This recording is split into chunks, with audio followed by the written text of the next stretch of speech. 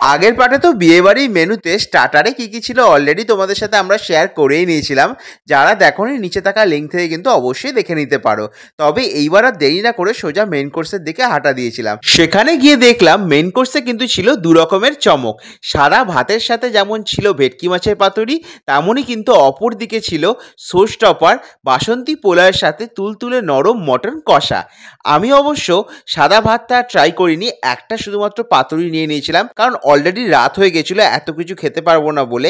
তবে পাতুরিটা যে খুব যে একটা আহামরি করেছিল তা না, একদমই নর্মাল করেছিল। তবে এইবার পালা হচ্ছে হলো আমাদের বাঙালিদের সব থেকে প্রিয় কম্বো বাসন্তী পোলাও আর মটন কষাটা ট্রাই করার।